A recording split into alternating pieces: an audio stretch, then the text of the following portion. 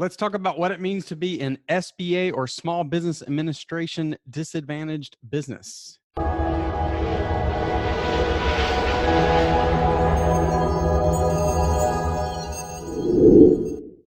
guys. Thank you so much for joining me today. We're going to talk about Small Business Administration or SBA, the 8A designation that they use when they determine that a business is what they consider to be a disadvantaged business and why that might matter for your business endeavors and ventures. Now, remember that the Small Business Administration has a lot of programs to encourage small businesses to grow, entrepreneurship, all these things.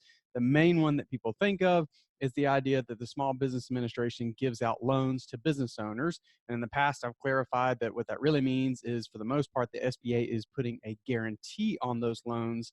And those loans are delivered through a financial institution like a bank, a credit union, or even what's called a CDFI, a Certified Depository Financial Institution. So the SBA has what they call, or what is called, an 8A designation that you can qualify for. You basically have to apply for it and meet certain stipulations. And what that 8A designation does for you is makes your business, it's considered what's called a disadvantaged business. And I'm going to get to what that means for you. But in terms of how to qualify, it's been pretty simple in the past with the SBA.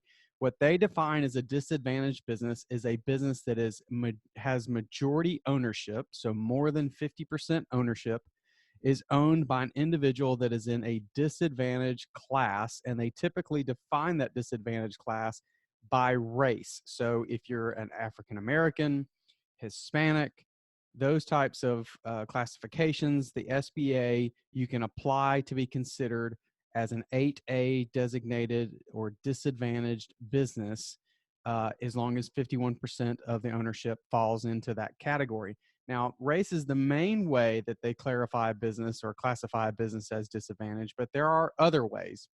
You can be disadvantaged based on gender. So I actually in the past had a commercial loan client that was majority owned by a female, and they had applied for the 8A designation and been approved.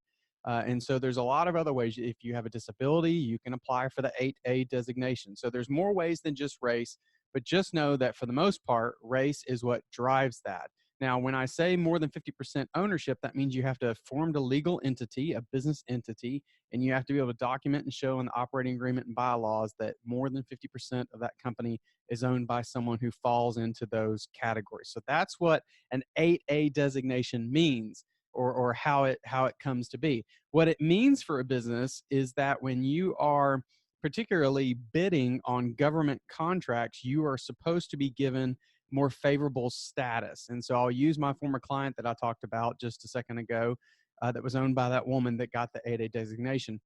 The husband was actually um, had most of the experience. I almost said brains of the outfit. The wife was really smart as well. The husband had most of the experience for the business. So he was an engineer, and they were going to be bidding on government engineering contracts. So he was the main one driving the business. But what he did was he put the majority of ownership in his wife's name, and then they applied for and got the 8A designation.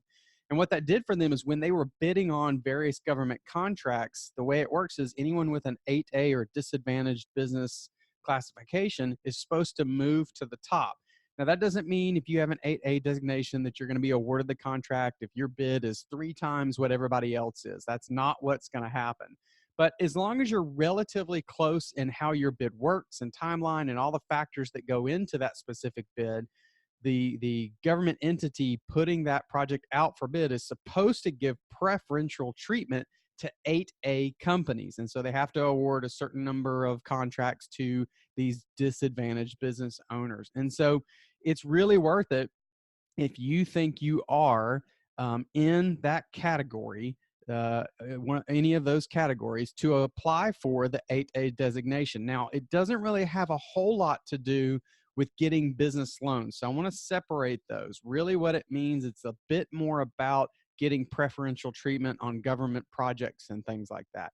Just because you have an 8A designation is not going to really encourage a lender to make a loan any more so than if you didn't have the 8A designation. So it's not a big big chunk of applying for a business loan. It's really more about bidding on government projects. And of course, that makes sense because the SBA is a government-run organization. So 8A designation, typically based on race, can be on gender, disability, and some other factors that you can find by Googling. And then what that does for you is it'll give you some preferential treatment if your business is the type that plans to bid on government contracts and things like that. Hope that helps you. Take care. We'll see you later.